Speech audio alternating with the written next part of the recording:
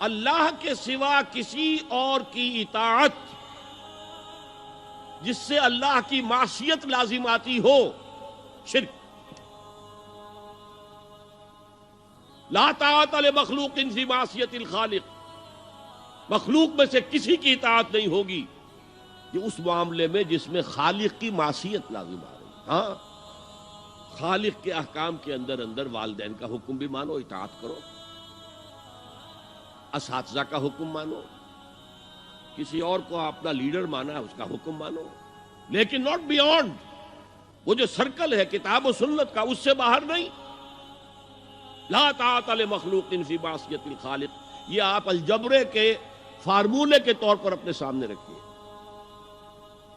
اب اسے اپلائی کیجئے، جیسے فارمولوں کے ذریعے سے پھر بڑے بڑے وہ سم جو ہے وہ حل کیے جاتے تھے سوالات۔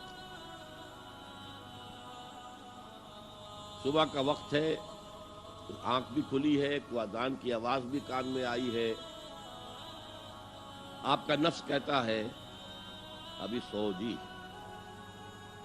آپ نے اپنی چادر یا کمبل کو درست کیا اور کروٹ لی اور سو گئے۔ یہ کیا ہے؟ آپ نے کس کا حکم پیچھے پھینکا اور کس کا حکم مانا؟ اللہ کے حکم کو پیچھے پھینک دیا، نفس کے حکم کو آگے رکھ۔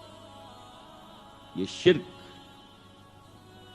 اس شرک کو جاننے والے بہت کم ہیں۔ مولانا روم نے خوب کہا تھا، نفس ماں ہم کم ترس فرعون نیست لیکن اورعون ایراعون نیست۔ میرا نفس بھی فرعون سے کم نہیں ہے۔ فرعون نے کہا تھا نا الیس لی ملک مصر وہذہ الانہار تجری من تحتی، کیا اس ملک مصر کی حکومت میری نہیں ہے؟ اور سارا جو یہ آب پاشی کا نظام ہے، انہار کا نظام ہے، وہ میرے کنٹرول میں نہیں ہے؟ جس کا چاہوں موگا کھلا رکھوں، جس کا چاہوں بند کر دوں۔ یہ تھا خدائی کا دعویٰ، انا ربکم الاعلی۔ تو مولانا روم کہتے ہیں میرا نفس بھی اس سے کمتر نہیں ہے۔ وہ کہتا یہ جسم میرا ہے، اس پر میرا حکم چلے گا، میں نہیں جانتا کون اللہ کون رسول، کیا حرام کیا حلال۔ تو فرعون سے کم تو نہیں ہے میرا نفس، لیکن اورعون اس کی بہت مدد تھی، فوج تھی، لاؤ لشکر تھا، تو اس نے زبان سے بھی کہہ دیا کھل کر انا ربکم الاعلی۔ میں مسکین ہوں، غریب ہوں، میرے پاس کوئی طاقت نہیں ہے، میں زبان سے تو کچھ نہیں کہہ سکتا، اندر سے میرا نفس یہی کہتا۔ یہ نفس کی حکومت قرآن کہتا ہے، میں حیران ہوتا ہوں، دو جگہ یہ مضمون آیا ہے، ارأیت من اتخذ الہہ ہواہ افانت تکون علیہ وکیلا۔ اے نبی تم نے دیکھا اس شخص کو، اس کے حال پر غور کیا جس نے اپنی خواہش نفس کو اپنا الہ بنا لیا ہے۔ اللہ اکبر،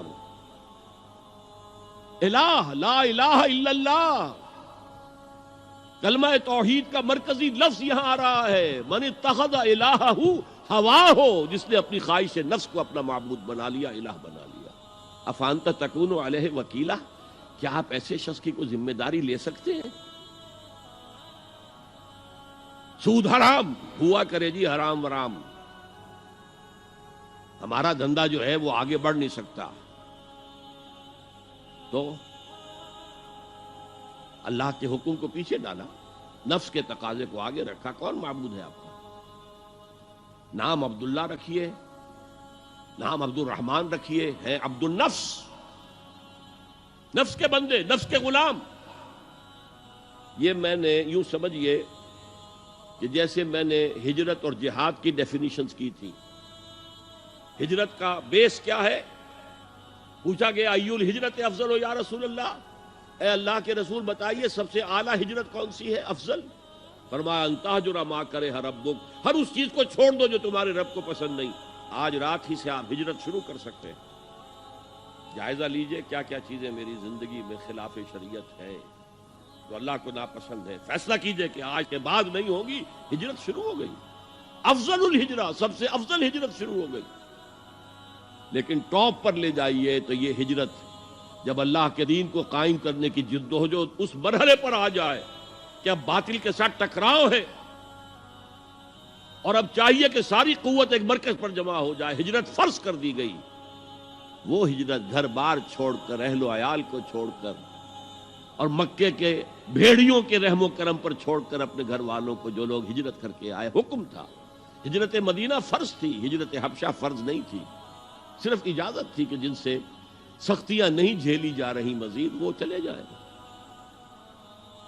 تو ہجرت کا یہ ابتدائی نقطہ، انتہا یہ جہاد، المجاہد من جاہد نفسہ، جہاد تو یہاں سے شروع ہو گیا، اپنے نفس کے خلاف جہاد کرنا۔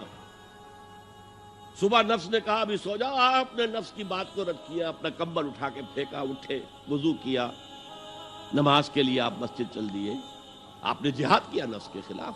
یہ افضل الجہاد ہے، اور سب سے چوٹی اوپر یہ ہے کہ جب وہ حق و باطل کی جنگ ہو تو جان ہتھیلی پر رکھ کر میدان میں حاضر ہو جاؤ۔